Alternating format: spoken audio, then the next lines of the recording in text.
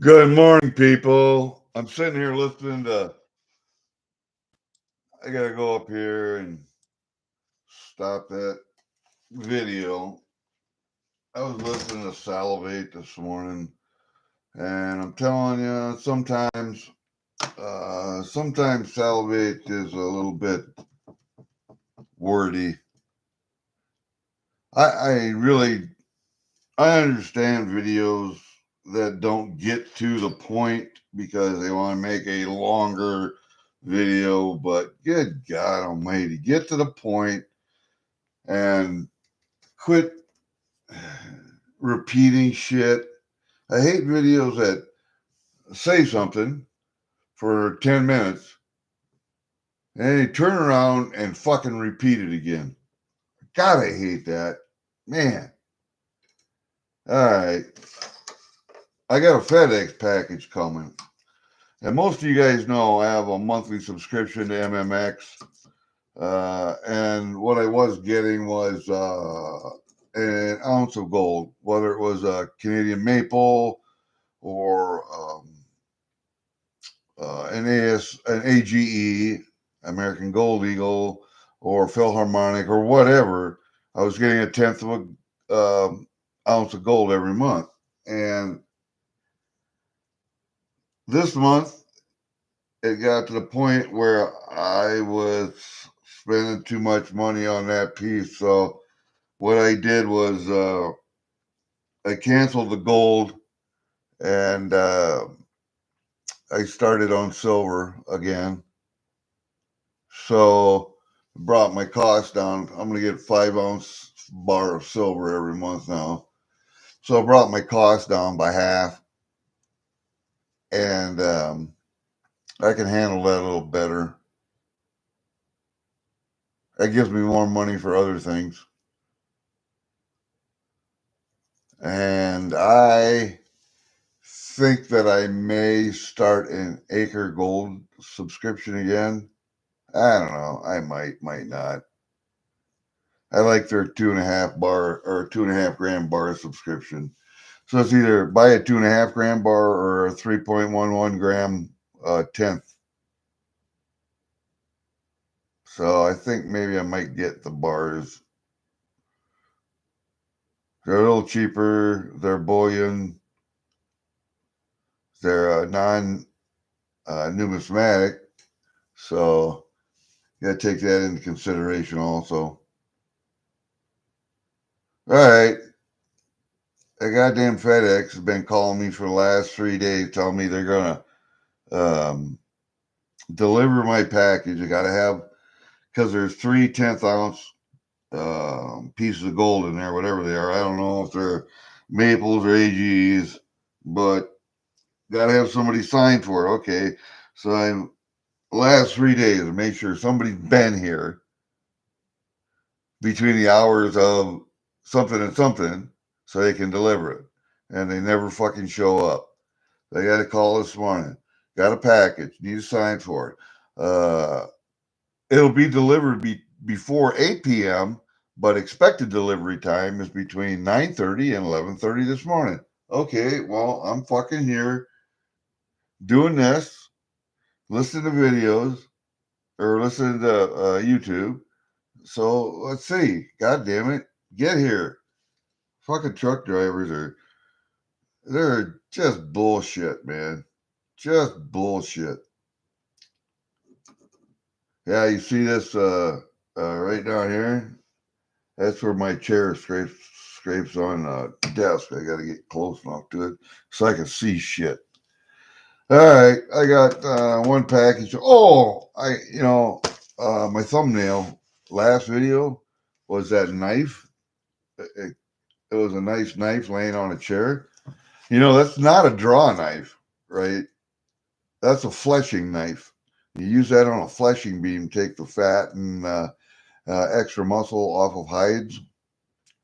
So you're scraping the fat and extra muscle and all that stuff off the hide so you can put it on a stretcher. That's what that was. And I redid a blade. And the thing with that is I redid the handles and redid the blade. And the thing is, they can't be real sharp. There's it's got to be sharpened somewhat. So it's got to be a real specific angle. But there are other knives that are dull, and they're called necker knives, and that's just for pushing fat and extra muscle. And it's not actually cutting. So you got to be real careful about how you sharpen those knives. Anyway, I redid that one. I thought that was pretty good. Came out real nice, and that was hanging in my shed. I'm going to have to start uh, getting back to. I like to rebuild old kerosene heaters, like the old uh, well house heaters or chicken house heaters, they call them. I have 20 or 25 in the shed, old ones that I need to rebuild. So I repaint them and find new wicks and make sure that the kerosene burner in it is nice. It doesn't have holes in it or anything like that. I redo them and I test them. And I've got one, two, three, four or five in the house that I've redone. And did a test burn on each one, and each one will burn if you put a gallon or what is it? They hold a gallon, maybe a gallon and a half of kerosene, and they burn for a good 21, 24 hours each one. That's on low. That's on low, of course. You got to turn the flame down, but um, what that does is that it heats up your well house, so it keeps your well head um, unfrozen. That's when they have well houses around the well heads. And anyway, and also in chicken houses, there's very little um, chance of carbon monoxide poisoning because chicken houses are generally not that tight, and the carbon monoxide goes to the top of the building, and there's airflow through there. So it keeps it at a comfortable temperature. It's not warm by any means, but it's comfortable. It's not freezing. And you can do the same thing in a house, but house is generally tighter. So it'll heat up a room, but all you have to do is just keep your windows cracked at the top, about an inch. That's it. Just let the carbon monoxide out. And it doesn't hurt the heat too bad. So they're a great uh, they're a great prepper device if you're a prepper. If you wanted to heat just a small one room box that you're living in or whatever, you they make a great tool for that, and you can carry them around with you. So unlike the new modern ones that have a piezoelectric start and a thermostat and goddamn a tank that'll hold 3-4 gallons, and that is a little heavy, 3-4 gallons of liquid, trying to carry that around. So that's more of a set in place type. I have one of those too. Someone gave to me. It works fine, but maybe I should bring it in the house and set it in the living room because it is a modern looking appliance as opposed to the antique looking ones of these old well house heaters. But um, that's one thing. I mean, that's another thing I do. Once I get them all repainted and working and uh, just they're nice, I can show you one. As a matter of fact, let me do that. I'll show you one. A couple different styles also. A couple different styles.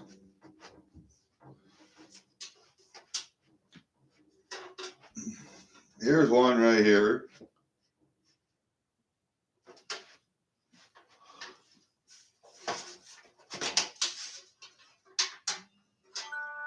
That's the chimney. There's the burner, and As you can see, it's if I can turn it up. Oop, that's down.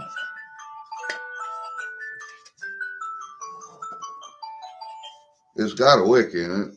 You can see it.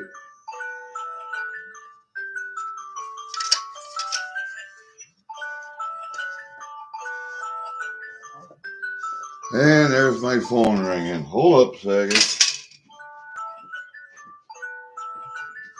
Oh, that is my alarm to wake up. And guess what? I'm already woke up. All right, that's one. That's where you fill it at right there.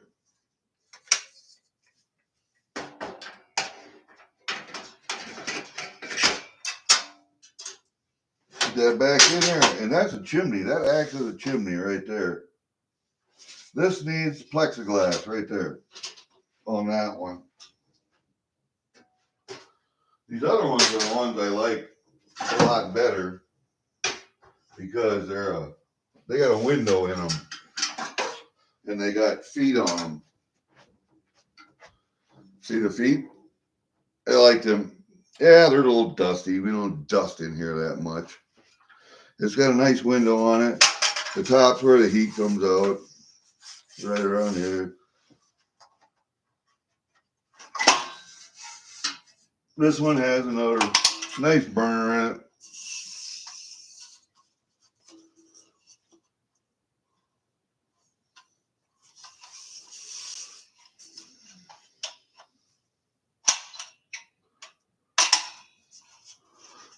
And it, same thing.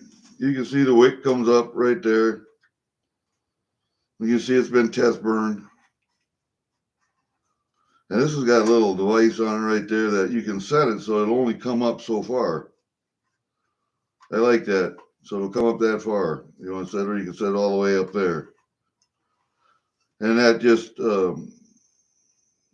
what that does is,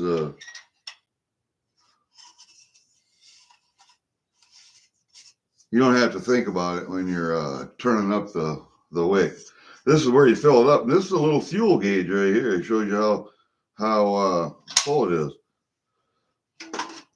I like this model because there are certain manufacturers that are worth more money. Those are neat, man. And they're a great prepper device. I have several of those. Sitting around, and they are kind of neat.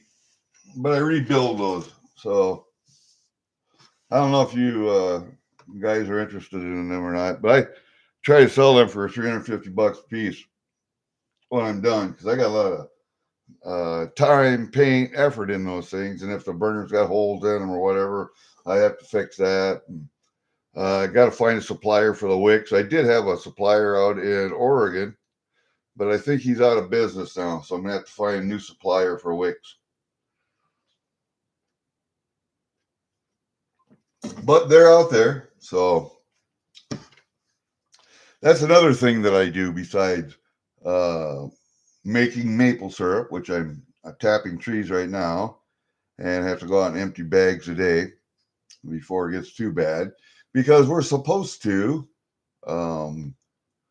it's supposed to start raining and it's going to turn into ice because they get cold, turn into ice. We got 35 to 45 mile an hour winds coming. And then that rain is going to turn into snow on top of the ice. So it's going to be hazardous driving, going to be bad weather. Going to have to go out and I got to clean ashes out of the wood burner. I can leave them in. It's just you can't get as much wood in the stove with a big pile of ashes in there. But it's not a problem. I'll get it taken care of today. I'm just I want to get that damn package here I want to be here in the house when FedEx comes because even if my pickup is, let's say it's down at the other shed, 50, 60 yards away, they won't come down there to see that I'm there. They just think that your pickup is parked down there instead of in your yard. Or if I'm in the back by the wood burner, I have the pickup back there. They're not going to look and see if you're home. If they ring the bell or knock on the door and you don't answer right away, then they take off again. So I'm sitting here, I'm waiting. We'll see if they show up. If you hear the doorbell ring while we're doing this live, I'm going to leave and go sign for that package and then come back. But in the meantime, another thing. What was my thumbnail today? If you look at my thumbnail today, that's a hornet's nest. And you guys might see them if you take walks in the woods every once in a while. You might see them up in the trees. Look like a football or a soccer ball up in the trees. Those are hornets. You really don't want to fuck with them too bad.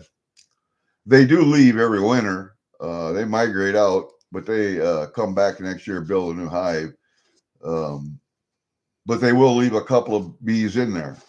There will be a couple left over the winter. So if you really want one of those for decoration, you go out and get one after a good hard freeze in the fall, maybe two of them. Cut the limb that it's on, take it down. Don't try and take it off the limb. Just cut the limb a couple feet behind it. Take the whole thing down.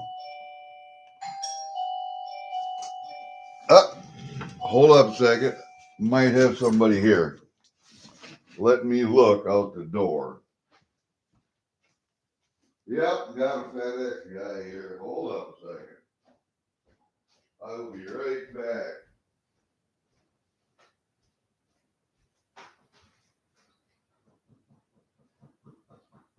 Yeah, hold up a second. I got to travel about 200 miles to get to the door. I got to travel about 200 miles to get to the door, so it takes me a while. Yeah, I'll be expecting it. All right. All right, thank you very much, man.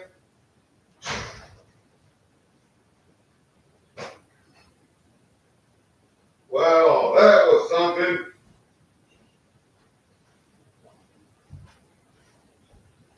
That was something. All right, you know what happened? That's kind of cool. Don't get me wrong. It's kind of cool, but my FedEx driver was mute. He could hear, couldn't talk. Kind of neat. So he can't yell in the house. There we go. FedEx package. All right, so open that bad boy. What was I saying? Oh, them beehives. Yeah, first hard freeze, then you can cut them down. Put them in a garbage bag, big garbage bag, and then spray that son of a bitch with insecticide to kill them bees that are left in there. Close the top, hang it out in the garage in a cold place. Take it down in the spring. When you take it down in the spring, then you can trim the branches however you want to make your little wall hanging. But first, shake the bees out of it. Shake the bees out because there will be a couple bees left in there. Shake them out. All right. Then hang it up someplace where it's warm and ventilated, and take some clear lacquer. Clear lacquer, clear, not antique, not satin, whatever, clear, and spray the entire hive, the branch, inside the opening, everywhere. Do that 3-4 times. Let it dry in between. And then you can make your decoration out of it, your wall hanging or whatever. And it'll last for years that way. If you don't spray it with a clear lacquer, what will happen is all that paper starts to unravel and deteriorate, and it won't last as long. So do that. They make cool wall hangings. I've done a couple of them, and we found those hornets' nests in top of little utility buildings in boxes. They'll build the hive right in the box. Um, they're very industrious bees. Now, I don't know if they're a good pollinator or not. I really don't. But I know one thing: you don't want to fuck with them hornets. Neighbor had one. John had one down the road here a mile. Had one up under his eaves. He wanted me to come get it because I do bees. I do bees, so of course I do hornets too. So I went down there and I got this hornet spray that shoots like 20 yards. And I waited until evening so I could still see it, but the bees were in. So I stood back 20 yards as far as I could anyway and shot that stuff right at the opening. I killed them all except one bee, and that one bee made a beeline straight for my forehead and whacked me right in the forehead. It died, but after I slapped it, but it got me right in the forehead, man. And I'm telling you, them bees, they know when you're trying to kill them because they're going to get your ass. I think they're a vindictive fucking bee. I hate them. But I've had them make nests underneath piers up in Wisconsin when we go fishing. And I was walking out on the pier. I don't know. I stepped in the wrong spot when I stepped off the ground onto the pier. And one got me right in the fucking wrist. Two of them. I got two stings right in the wrist. So you know what you do then, don't you? Because they last longer than a honeybee sting or something like that, and they throb. I just reached down and got some mud from the lake, and I put some cool mud on it, and I let it dry like a poultice, and that really took the swelling and the sting down. So yeah, I guess if you're out and it's dry, you could just pee or spit in some dirt, mix up a little mud and put on it. That would work too. I think the pee would take the sting away a little better. But those hives, they make a neat little wall hanging. They really do. Mine, we just took the stick that it was on, the branch that it was on. We cut a hole in that piece of wood, and then we wood glued that into it and put a hanger on the back. There you got a wall hanging. It's they're cool. They're cool. Let's open these packages, should we? I got one here from Chappie. Let's see. This one is from See Happy Chappie and Second Chance Stacks. Darlene. Yep. I don't know. I got a coin from them. I know I did, but I don't know what it is. Oh, this is a race coin, I think. And I have to apologize to a lot of the people that I used to race with. I say used to race with. I am not going to be racing as much. I mean, I'm still going to be on the streams and talking to people in chat, but I am not going to be. I am not going to be racing as much. I found that I spend way too much money racing, and I don't have that amount of money to give. So it's been a good year and a half. It's been a good year and a half of racing, and I have won some stuff, but I'm not sure that I'm coming out ahead. I'm coming out behind, I think. So anyway, there's one thing I like about MMX and their automatic um, automatic program.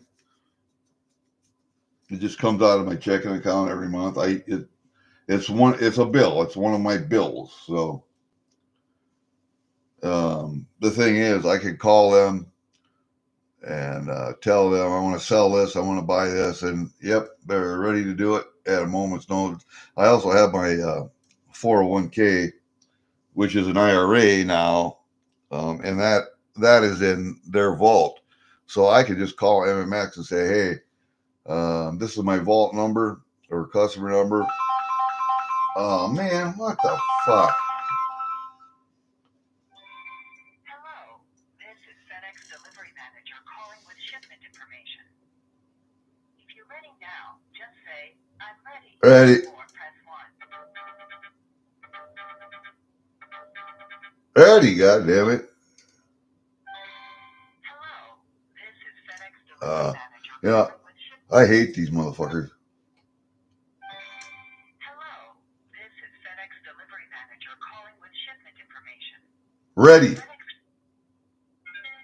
Your FedEx shipment was delivered today on Tuesday, March 4th, 2025 at 9:38 a.m. No shit. It was signed for by G. Hoffman, spelled capital G, capital H, capital O, capital M, capital M, capital M, capital A, capital N. Your tracking number is 28. What the fuck do I need a tracking number for? 799275. No shit. It's right here on the package. Finish. I can repeat the tracking number or the whole message. Or if you're done, just hang up. All right, I'll hang up then. What the fuck? They called me just to tell me that they delivered the shit, when, and what time, and who it was signed by? No fucking shit. Oh, God. I suppose if somebody signed for a package and say it was your wife or daughter or son or something, yeah, I guess. All right. Maybe that's a good thing. I don't know. God damn. All right. Where the hell was I? Bees. We're done with bees, right? Yeah. I'm waiting for somebody to come in and chat, and I don't see anybody yet. So we're gonna unwrap this old fucker. Oh man, I don't know what this was. Maybe. Oh, this might have been this. This was a race win right here. I know that. I got $1. I don't know, $1 and quarters, 50 cents and quarters. I don't know. Got $1 and quarters. Okay, got $1 and quarters, and usually they do $1.40, $1.50, whatever. But I got a PCGS. This is proof. A PR 69, I think. Yeah, a PR 69. It's a 1968 S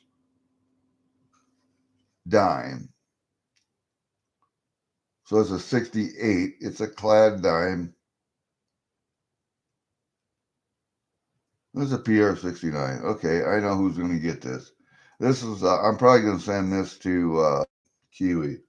I got some other shit I got to send him anyway, so he likes American stuff. I'll keep the quarters. That's fun. Okay, so keep the packaging material. I will keep the envelope and put that down there with the other stuff. So yeah, I'll keep that. So I got some quarters. These are junk, you know. These things are junk. I know people put crap in them to shit, but they're fucking junk. There are very few flips that I keep at all. And like Coin Crew flips, I just send them back. Fuck it. 57, 64, 64, and a 36. That one's seen some love. That one's definitely seen some love. The 264s are pretty good. And this 57 is not bad at all as far as where it goes. So the 57 is pretty good, but that 36 has been loved. Some of that silver's worn off. Wings on the eagle, of course. The breast on the eagle, because that's what stands up. George Washington. His head, generally. But you can still see his face, eyes, nose, mouth, hair. Yeah, but all right. So that goes out into my pile of constitutional. But yeah, Kiwi will probably get this. I don't want to keep. I got too many slabs already. There's a couple out there that he's probably going to get gold dollars, nickels, and that kind of stuff. I maybe have one nickel, maybe a war nickel though. I might keep that one. I like war related stuff. So then we got this. Let's take a look at this, shall we? And of course, it would be taped. Of course. Let's get out my Angry Warrior tackle box package opening device here.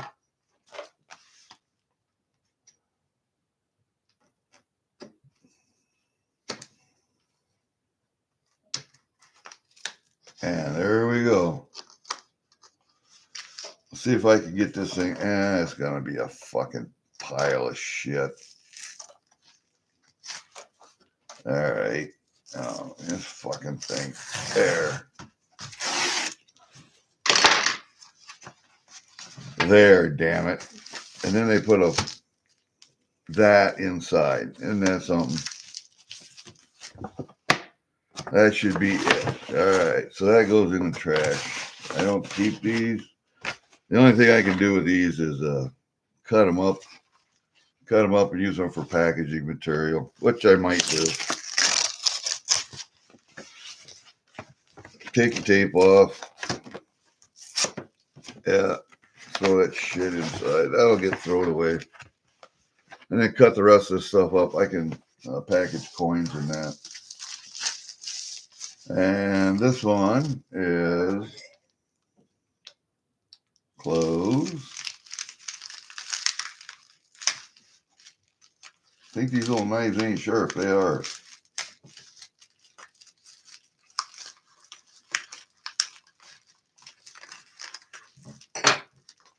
They are sharp little knives.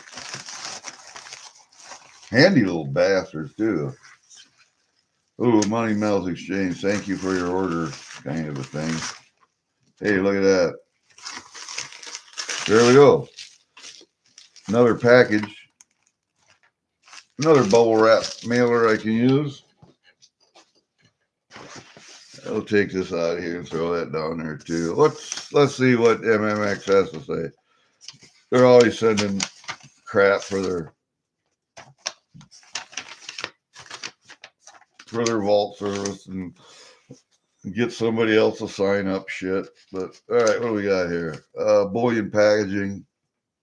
They always send this too. We package your shipment of precious metals to ensure maximum secrecy, security, and highest level of accuracy. All shipments are prepared under video surveillance, weighed and double checked. If your order contains pre-65.90 silver coinage, it was also machine counted.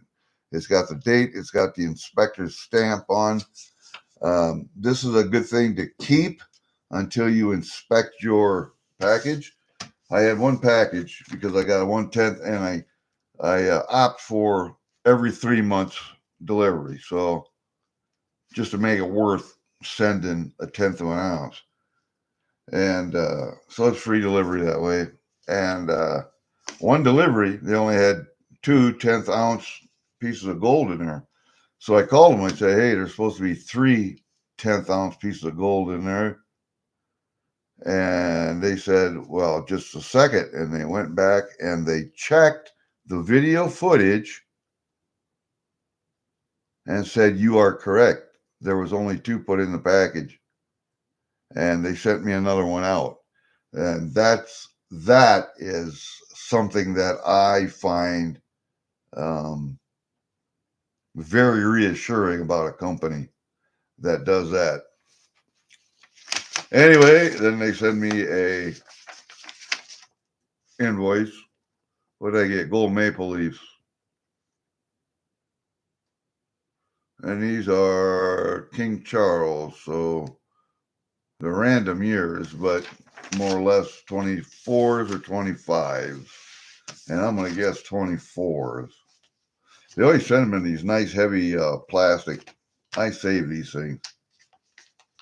I put a lot of slabs in these just to protect the slabs. I hate scratched up slabs, so they go in these things.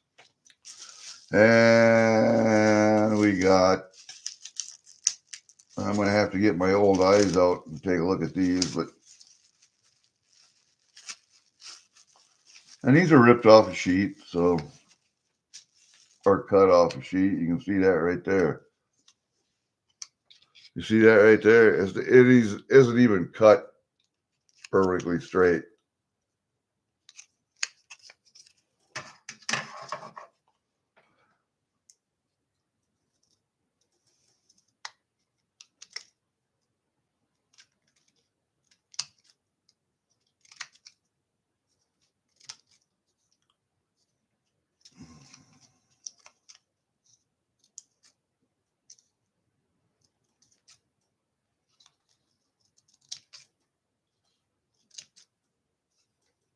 All right, that's about as good as I can get it there. But yeah, 3 King Charles. What do my old eyes say for years on this? Man. 2024s. So they got these off a sheet of 2024s. All right. That's my last shipment of gold, I think. Because that was for, what is this, March? So that was for January, February, March. And then after this, will be silver until gold goes down, if it ever goes back down. But I don't have a full tube of these yet, so I may get more. But there you go. We got, God damn, that light is really bad, ain't it? Let's see if I can, let's do a, there we go. Maybe that's a little better. Maybe that's a little better there. I'll set some quarters up here if they'll set up there. Yeah, they'll set up there. Oh, that one didn't want to because it's a little bit country. Yeah, it'll just set there. And then let's put this bad mamma jam up there too. There.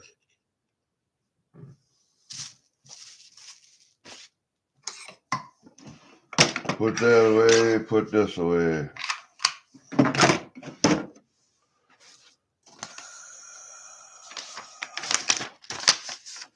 And it's always a good idea to keep these too. I got a file for these.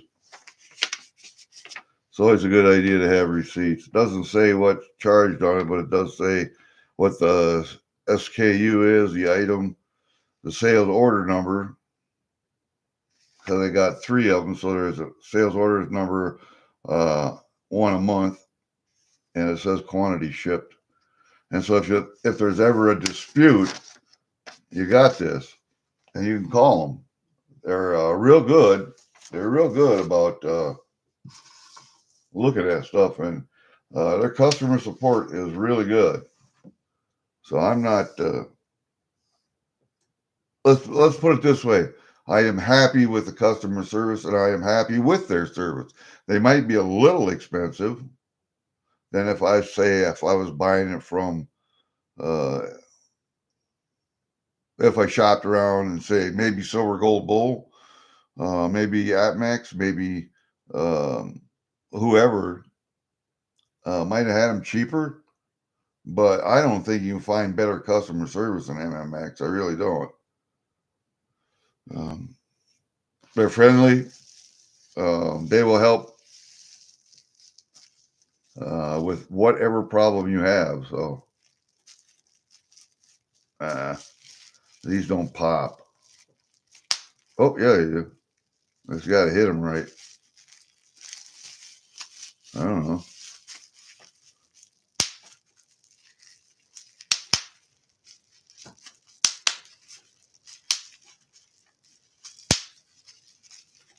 Half of them are popped already.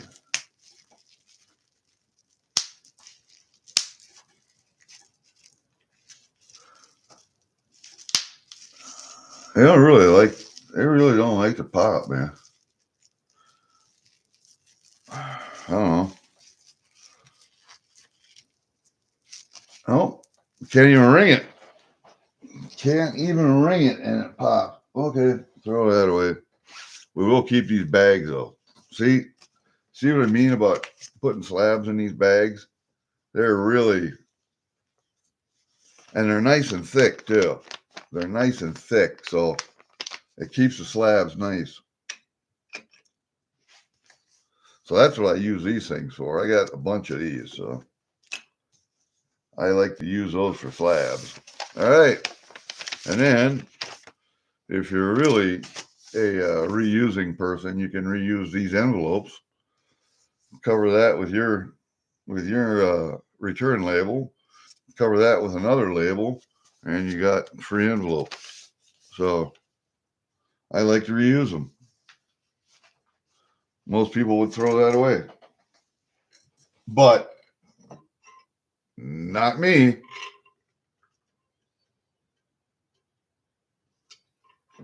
Nobody up this early in the morning. Is that what the deal is? Or because nobody is in chat. Nobody is in chat this morning. I went online. I was listening to some videos this morning, waiting for the FedEx guy to arrive, and I didn't see anybody up and online this morning. So I mean, it's Tuesday morning. What do you expect? Yesterday, yes, we had Durban auction yesterday. We had Big T's auction yesterday. I think Coin Crew or uh, Can was on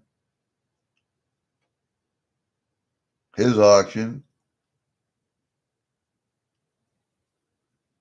and I will be sending to Terrence Pop or to Blake. I'm not sure which. I think I'll send it to Blake first because he's the one that got a kick out of Vietnamese currency.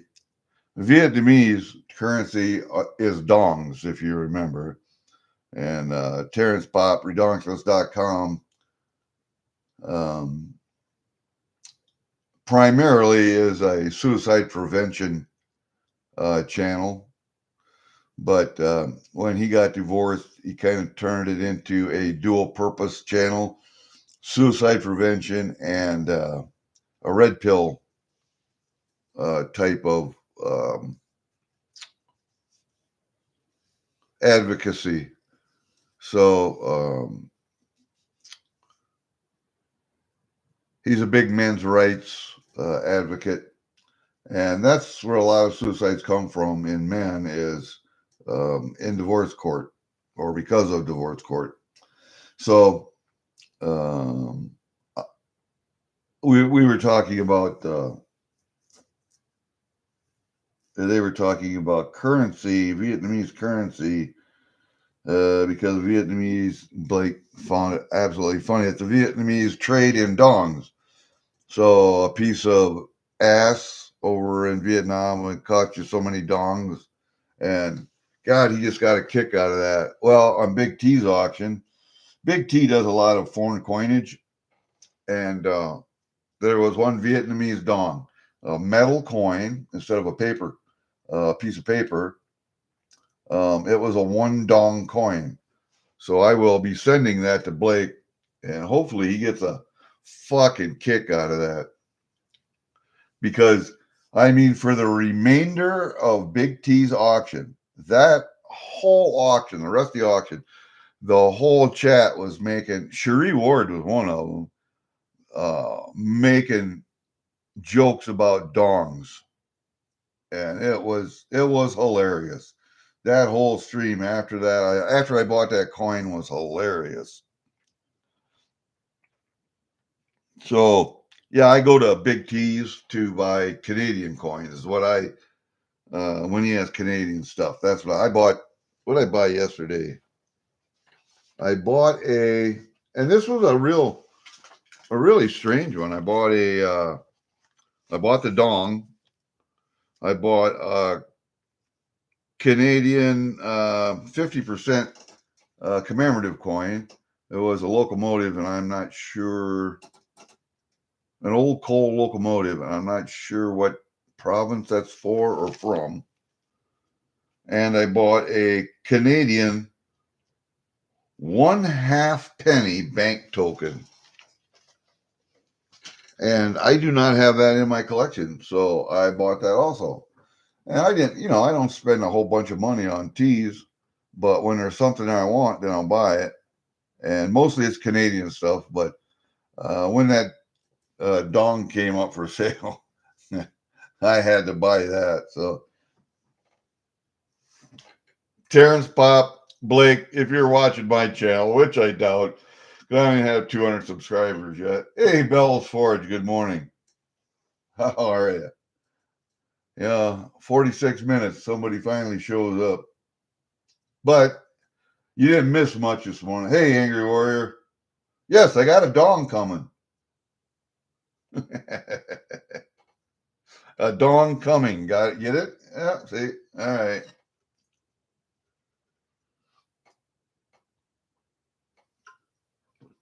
But it wasn't a paper dong. This was a metal dong.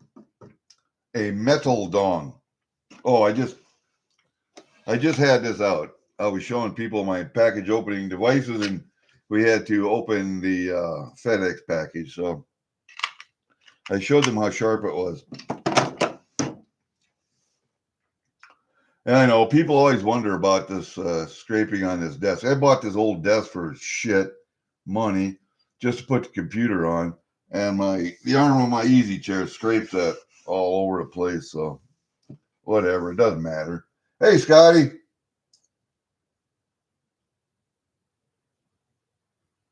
Yeah, I like those 19. What do I got? 3 of them?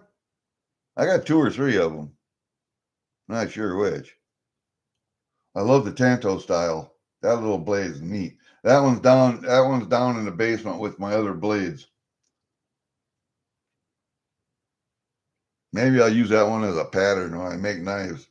When I make another knife, because I like that size. It's a really handy little knife.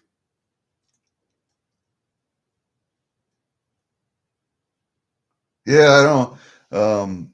I was just going over what we were talking about. I got a package from See Happy Chappy and Second Chance, and it was a race win. I got a dollar's worth of quarters there, pre-64 quarters, and I got this PCGS.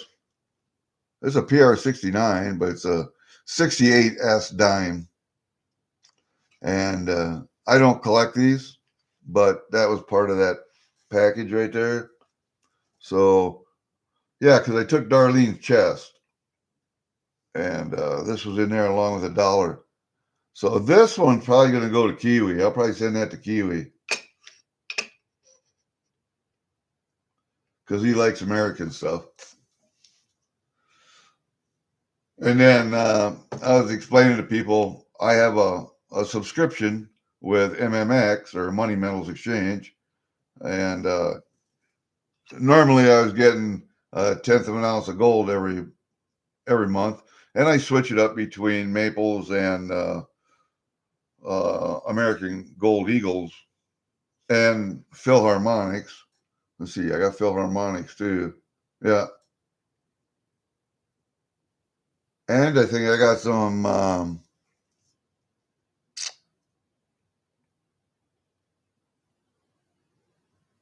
British coins. I think I got some British ones also. But the gold has gotten to the point where I'm spending too much every month, so I switched it over to silver for the next 3 months, and we'll see what gold does. Gold probably going to keep going up, but there may be a little pullback, and then I think it's going to go up again to, I think 3,500 is going to be our new floor. Could be 33, but I'm looking at 35 by the end of the year. I think that's going to be our new resistance. I don't know. I think that's where it's going to stay at 35 for a while, but we'll see. I don't know. I think it's going to pull back in the meantime, though. Yeah, I know. You guys see my finger. It doesn't. it doesn't close right because of a boxer's fracture right there that didn't heal right, and the knuckle right here didn't heal right either. That was after I punched a door, and I didn't hit it right here. I hit it down here, so yeah, I hurt myself. That's one of those stupid things that people do. The other one had boxer fracture on too. It's not bad. That one actually healed up okay. Had a boxer fracture on that finger, and that one didn't heal up real good either because it was the same cast. So the bone's sitting in there kind of like this instead of being straight. So it's sitting in there like that now. But at least that ring finger I can straighten out. That little finger, that's as straight as she gets right there. But it hasn't hurt the grip. It hasn't hurt the grip on that finger. It just can't straighten out. That's all. Then you got the problem with this hand. This finger locks up. See it? Watch it. That finger locks up. So, and that's my support hand for when I shoot. So when I shoot, you know, you're gripping it like that, and that finger locks in there. So maybe it's good for shooting. I don't know. I when it comes to gold, you guys, um, gold has always been the basis of financial systems, and I think it always will be. I don't know why it is. Maybe because of its rarity, its luster, its malleability. Silver is a hell of a lot better conductor of electricity, although there are gold-plated audio connectors. I've seen those before. I'm not sure why gold. I have a theory of why gold is precious to the human race. It's because humans were bred to mine gold. We were genetically modified to mine gold for the alien race that came here looking for resources. They found gold. They didn't want to mine it themselves, it was too much work. So they genetically modified a, I don't want to say a monkey, but a hominid looking creature, and genetically modified it so that we would work the mines for them. They needed the gold for their home planet, for something. And the story goes that they needed it for their atmosphere. So I think that's why gold is precious to the human race, because there's nothing really special about gold except its luster and malleability, because you can put gold on just about anything, you know, gold plated this, gold covered that. Yeah, makes great looking jewelry, whatever. But platinum is a hell of a lot better metal as far as beauty goes, I think. Silver is a hell of a lot better looking metal, but it tarnishes. It eventually turns black. That's what silver does. So that's what your toning is. That's your silver turning eventually black. That's its natural state. Gold, on the other hand, is gold. It is that color in its natural state. So maybe that's why. Who knows? I don't know. It's called trigger finger. That one would be called support hand finger. That's my trigger finger. That one's okay. I'd show you what I'd show you what's in this top desk drawer right over here, but I can't. Otherwise, I'd get a video taken down. I can probably cover up the camera like this, put it over here like that, and then I can take it away like this, but they just can't see me handling it. That's all. it can be there and be shown. It just I can't handle it to show it to you. They have rules against that. I found that out after 2 of my videos were taken down. So I don't know who's up today or who's not or whatever. I did watch Angry. I did watch a video, 2 videos this morning on toning, and I see you can use bleach too. So I might try bleach on one, and I'll order some of the liver crap from Amazon. Try that and see which one it is. But I see he was using Dremel with felt wheel, but he was using Canuba car wax, and I don't think I'll do that. I have a Jeweler's Rouge and a big wheel on a grinder motor that I use for knives, so I think I'll try that first. I think I'll use Jeweler's Rouge, and if the big wheel is too much, especially for holding it, you got to hold that up against the wheel. I think what I'll do then is I'll use the felt pad on the Dremel, but I'll use Jeweler's Rouge instead of uh, a Carnauba wax. I thought that was kind of goofy because there's all kinds of different Jeweler's Rouges. And what do I got? I got white. I should have some blue too, but I don't. I got white. A little more aggressive for blades. But yeah, we were talking about MMX and their customer service. I like MMX. I like their customer service. I like their packaging. I like their video surveillance of everything. I like the fact that they send receipts or invoices. I like their packaging. I like their little. These are great to put slabs in to protect them. So yeah, MMX I like, and the next 3 months I'm going to get 5, 10, 15 ounces of silver. So instead of gold, we'll see if gold takes a dip. I might go back to gold again. See, I can change it every month, so if I want. So I get a combination of gold and silver, or I can have just plain gold or just plain silver, and I can call them every month before the 25th when they take it out.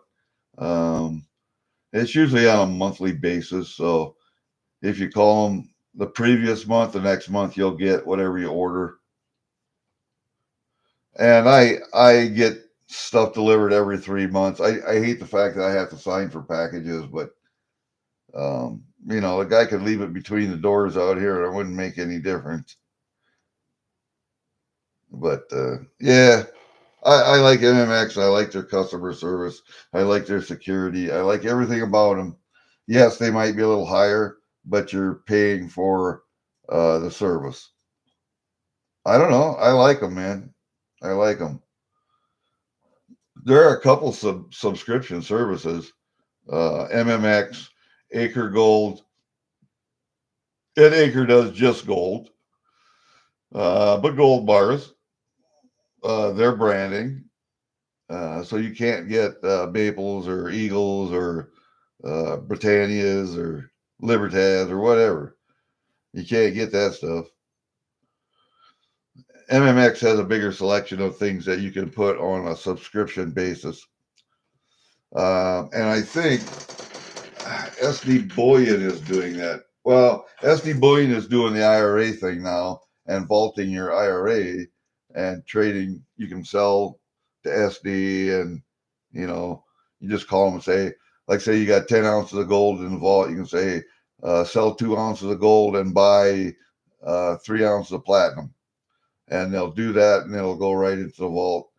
I do the same thing with MMX. I don't think anybody else is doing subscription services except MMX and Acre. I don't know. I I was with Acre Gold for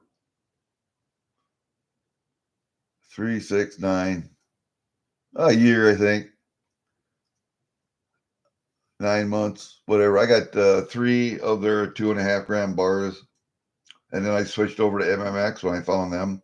I may go back to Acre because I like those 2.5 gram bars.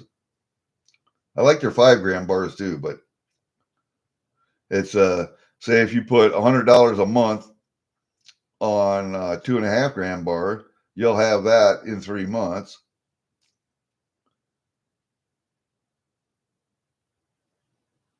And double that or just about double that for a 5 gram bar.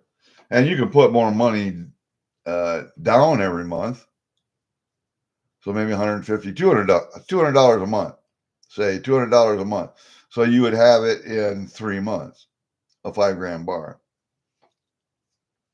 with a little left over, which would bleed over into the next month.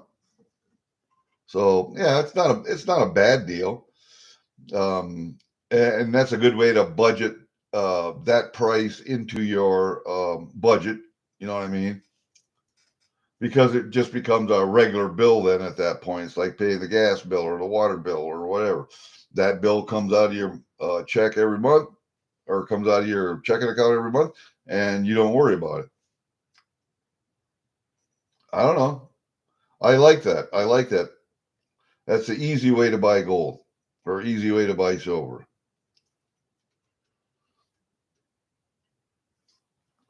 You can constantly look every month for the best deals. Spend your time doing that. Order from that supplier. And if it's the first time you order from that supplier, then you have to do your research on them and make sure they're trusted and that their product is what they say it is. But I just found that MMX was good for me. So that's what I'm doing. Yeah, that bag back there underneath the computer monitor, that's that bunch of gold and silver chains I can't really figure out. I think the 2 gold chains are 10 karat, according to my test kit. And the silver chains, I really can't tell you. I'm going to have a professional look at them. So they're going up to the LCS, those anyway. And they do have that earring in there that's I think it's a 20th of an ounce. What is that? 1 gram and something of gold, 10 karat gold, and there's a earring and a what in there? I wonder, is there another ring in there? I might just buy them. I don't know. No, it's that watch bezel. That's what it is. I got an earring and a watch bezel. That's also 10K gold, and I weighed it, and I think it's the hell was it? I'll look. Maybe I should just buy it and be done with it. But let's put that over here. This earring, and it does say it on it. So I mean, it's not like it's not gold. It's 1/20th of 12K. 12K. Okay, 12 karat.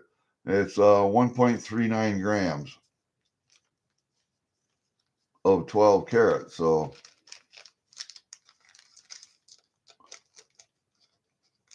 what's half of 1.39 grams? A little bit, yeah, about half. Yeah, it'd be half, 50%. So 1/20th would be 1.39 divided by 2, whatever that is. And then this watch bezel, I put the watch in here because it says on the back what the bezel is. Let's see. What does it say? 2.53 grams of 10K, so less than half. So 1.25, so probably 1 gram of gold in there. Probably 1 gram or just slightly less. But I'm going to take them up to the. See, I could buy them at full price, or wait a little while, take them up to LCS. Gold goes up. My brother said he'd split it with me half and half if I did the work. So I said, okay, I'll do that. I bought 2 rings from him. They were both 10 carat rings. No, 18 carat, sorry. 18 carat rings. And I bought those at spot at the bid price. And so he made out okay on those. I gave him $317 or something. And they were pretty good. So I did buy those, but he said he would give me half of that. So I said, okay, fine, I'll do that. I'll take half the proceeds. You bet. I did that with junk cars for a while. I'd use my pickup, my trailer, and pull a junk car on the trailer. I would haul it up to Leroy to the metal recycling yard, get the check, come back, show the check to the other person, and I would split it with them. I would write them a check for half. And I was making money doing that until they decided, oh, you're making too much money. And you know what? All their fucking junk cars are still sitting there. I'd have had them cleaned up by now, and they'd have had money in their pocket. I'd have had some money, but they thought I was making too much. But yet they haven't done anything with them. So fuck them. I'm tired of dealing with people. Tired of dealing with people, man. That's why I like this community, is because you guys at least um, you're fun to interact with. You know what I'm talking about. A lot of people you talk to about gold and silver or junk cars or whatever, they don't understand what the hell you're talking about. And they could care less.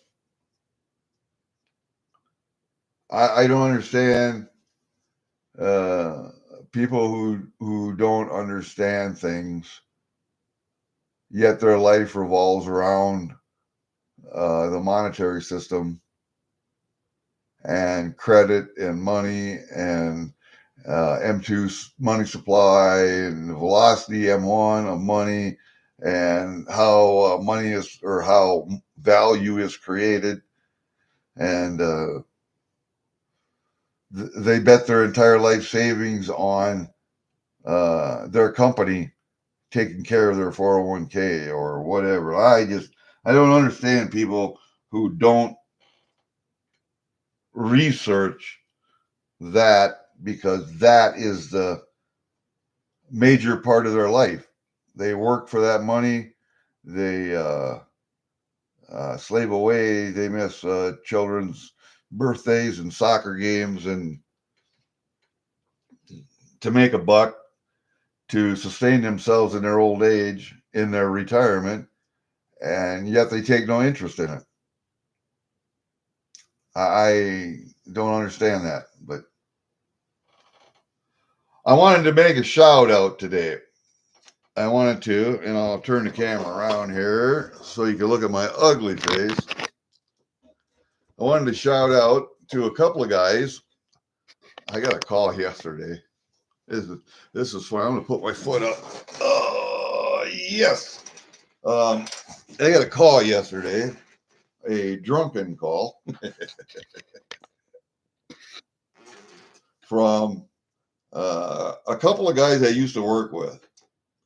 Now, back in 1994 and 95, they did a big reshuffling with the U.S. Army Reserve. I'll turn this around like this so you don't have to look at that shit over there. And the Army National Guard. And the National Guard got all the combat forces, and the reserves got all the combat support forces. And the thinking was, when the active military goes to war, what's the first thing they need? The first thing they need is support, right? They need beans and bullets and artillery shells and vehicles and whatever. That was the thinking. They didn't need replacement people right away. They needed replacement supplies right away. All right. So then the Army Reserve goes in as providing all of the combat and service support. And then the National Guard would get called in with extra combat troops, which was a fucking mistake in thinking, but they did it anyway. So the Army Reserve had two special forces groups, the 11th and the 12th, and the National Guard had two special forces groups, the 19th and the 20th. Now, special forces groups are also intelligence gathering, have a intelligence gathering capability. I went to school for intel analysis and gathering. The state should not have an asset that gathers intelligence because that could be used against citizens. And the National Guard is a state run entity. So, if anything, special forces units should have been transferred to the Army Reserve, but being a quote unquote combat force, the Army Reserve did away with the 11th and the 12th Special Forces groups. Those assets went to the National Guard, to the 19th and the 20th. They kept their Special Forces groups. Also, at the same time, a lot of helicopters, and I worked at a aircraft support facility for the Army Reserve. I fixed avionics stuff and aircraft wiring and instrumentation and all that good stuff on Huey helicopters. And we had King Airs, but the fixed wings were all subcontracted out to Beechcraft. We took care of the rotary wing stuff. So we had UH-1 helicopters, OH-58s, Kiowas, and we had one UH-60, and I believe we had one Cobra at one time, but mostly UH-1 Hueys and OH-58 Kiowas. And it was a transportation company. And for some reason, even though that is service support, those assets were transferred to the National Guard. So my unit got deactivated, my reserve unit got deactivated, and I lost my job at the same time because the National Guard took our helicopters and those slots, personnel slots, which was terrible thinking, but they did it anyway. That was in 94, 95. And at the ASF, I worked with a lot of guys. You had engine guys, you had prop and rotor specialists, you had battery specialists, you had the avionics guys, um, and the general mechanics who did the annuals on the aircraft. Um, so the engine guys and the transmission guys rebuilt engines and transmissions, went through them, gave them back to mechanics. Mechanics put them in, took them out. Okay, that's how they did it. Same thing with rotors and props. Same thing. The battery guy put his batteries. He did his own batteries, though. Maintenance guys didn't do that. And then you got the supervisor. Oh, you got the life support equipment, LSE, and she takes care of the the little radios, the survival vests, the flotation devices, the little pistols. And see, so like the pistols would go to the armor, the little radios would come to us. And then she put that stuff all together into a vest or a package that the pilots took to the aircraft with them. And it was a she then, so. And then you had the test pilots, because after an annual, everything is taken apart and put back together. Test pilots have to test everything. And there's usually, and that includes flight, and that usually revolves or involves the head mechanic would have to go on a check ride with the pilot. And sometimes those avionics guys got to go on check rides with pilots because we'd have to realign the magnetic compasses. And so it was fun. I got a lot of test flight time in. And you get paid more for test flight time. I also got to fly Hueys. I've made like 3-hour flights in a Huey, and I'm driving it. Test pilot sitting over here, but I'm driving. And I even had one test pilot try to teach me how to hover a helicopter just above the ground. Tell you what, it's one of the most difficult things in a helicopter to do is to hover. To hover.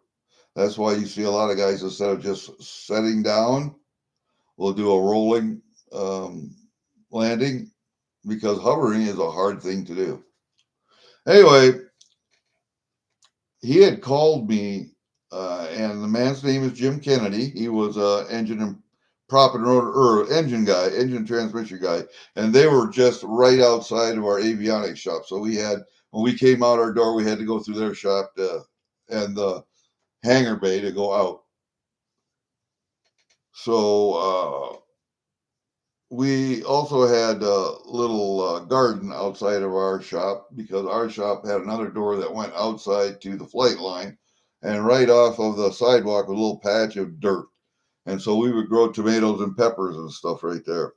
And we would order pizza for lunch, and we would put our own stuff on. What we did was we made a salsa, and then we'd have chips, and the whole shop would come in and eat salsa. It was fun time, man. It was a fun time. Um, anyway, Jim Kennedy called me and wanted me to get on the Facebook group, Glenview Naval Air Station. Glenview Naval Air Station has gotten developed. It was sold to developers and developed into housing, so it's no longer there. But he called me up from Illinois. He still lives out there. I should mention Glenview is a suburb north of Chicago, a goodly bit. And I lived in Bolingbrook, which was down to the southwest of Chicago, so I had to drive an hour to get to work every morning. And usually at night, sometimes it would take 3 hours to get home because of traffic in and around the city. Because Chicago's right here, right here. Here's Bolingbrook over here, next to Aurora, Joliet. Joliet was south. Aurora was over here a little farther. And that's where SGT lives now. And then Glenview would be up and around up here. Up here. And it was a good job. Would I have 11 years there? Until I had to find another job. And I got another job as a heavy mobile equipment mechanic. So tracked and wheeled vehicles of all kinds, and generators, and did that for 2 years. But that was in Washington, Iowa. That's a different story. So I had to move from Bolingbrook, Illinois to Washington, Iowa. My wife wanted to get back to Iowa. Okay, I agree with that, so let's go do it. So I was down there for 2 years before I got back into electronics. A little closer to home because we bought this place up here. When we lived in Washington, we bought a house down there, and I was 5 minutes from work, which was great. 2 years doing that. But then the electronic slot opened up, the radio slot opened up in Cedar Falls, which was an hour and 20 minutes from the place that we bought up here. And my wife wanted to buy this place because this was the place where she was born and grew up. Okay. And her parents were selling it and they were moving closer to town. Okay. So we bought it. And I'm an hour and 20 minutes. I still got to drive an hour and 20 minutes to work, hour and 20 minutes back. They did that for another, 13 years? Jesus, yeah. 14 years. Anyway, Jim called me from ASF, got on the Facebook group, and got contact information for both of us. I told him to look me up on the internet. I got my own channel. You can see what I look like, see what I'm talking about, whatever. And we talked on the phone a couple times. But I got a call yesterday, and when it was a drunken call, him and the other guy that worked in the engine shop, Ed Pottle, we call him BDU, Big, Dumb, and Ugly. Um, God, he had to be 6'6" or better, tall fucker. Anyway, good guy, but those two were drinking. I guess Jim went down to Ed's place. Ed has a place in Arizona, and they were drinking beer. And they called me and said, "Hey, I'm not getting notifications from your channel." I said, "Well, did you go to the subscribe bar, hit it, and then you have 4 selections there? You got unsubscribe, not get, and then personalize, and then there's a black bell icon at the top that says all. Hit that." "Oh, okay. Well, we didn't see you, so we thought we'd give you a call." "All right, gotta go. Got beer. All right, see you." Fucking lasted a whole fucking minute. So a shout out to Jim Kennedy, Ed Pottle, and all the guys at ASF 26 that are on the website or that are watching the channel now. Yeah, I don't look much different, except I got more hair here and I got more hair here. But see, the thing is, it takes me 2 years to grow this out here. It takes me a couple years to grow that, but I'm not in the Army Reserves anymore or in the Army, so I can grow my hair. I don't like long hair. I really don't. I'd rather have my hair, my head just buzzed. But I grow this hair so I can donate it to a very worthy cause called Wigs for Kids. It's an organization that makes wigs for kids with cancer who have no hair. And it uh, doesn't have the overhead and the administrative costs that the other um, hair donation place has. So I donate this to Wigs for Kids. Every 2 years I grow my hair. Every 2 years I get it cut off. So it's real short again, and I start over. And I figure as long as I can grow hair, I might as well donate it to some worthy cause. So as long as I can donate, as long as I can donate, as long as I can grow it, I will grow it and give it to them. I've had long hair before, and it's just a pain in the ass. So um, I cut it and kept it short ever since until I found this organization. And so once every 2 years, I'll go in, get a haircut, get my beard trimmed into a nice Van Dyke,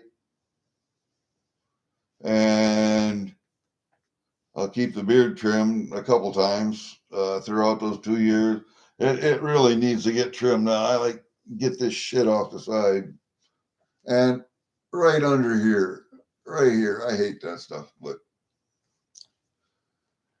anyway, we'll go in here shortly this spring, get this cut off. See, it's got to be 12 inches long. It used to be, I think their minimum length was 10. Now it's 12. So I used to be able to cut it every year and a half. Now I got to grow it out a little bit longer. So 2 years now, every 2 years or a little bit longer, and then I'll get it cut. So this spring, early summer sometime, I'll get the haircut. And I found that honeybees really don't like long hair. They get tangled up in it and then they sting. So might as well get rid of it. They don't like glasses either because they don't like the reflection in the glasses. So that's why I got to wear a head net all the time because I've been stung twice in the temple. Right here in the temple. That is the most painful place to get a bee sting in the world is right in the temple. Right, you can feel that little soft spot right there. Right there, you feel that little soft spot. If you get a bee sting right there, oh my God, does that hurt? Right there. Man, I'm telling you. And you look where your glasses sit, and it's just right up above the bow, right behind the lens. I don't know, a bee likes to find that for some reason. But I get it right here on the eyebrow or on the eyelid also. I've had my eyes closed a couple times by bees and black eyes. I said, yeah, excuses for the black eyes, but that's what it is. Yeah, I've been punched in the eye before. It's not as bad as getting a bee sting, believe me. All right, guys, that's about all I got. I wanted to shout out Pottle and Kennedy and the guys at ASF. I did want to do that today. And you got to see what I got. We got some.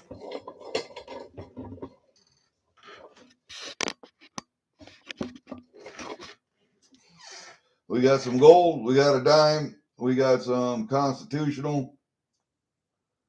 And that's what we got for today, guys. I don't see anybody in the chat. So it's an hour and a half, and I am going to end this. And I would like to say,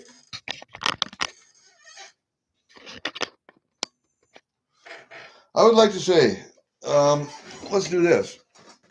Can you see it? Can you see it? Can you see it?